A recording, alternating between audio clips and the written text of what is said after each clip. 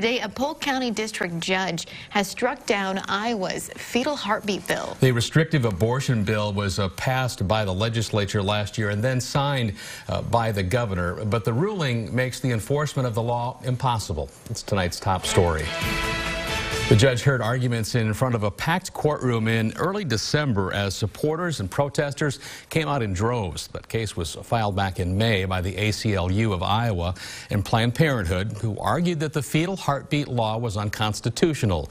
But the Thomas More Society, an outside group arguing in support of the abortion restriction, said the law did not infringe on women's rights, but required them to be more proactive.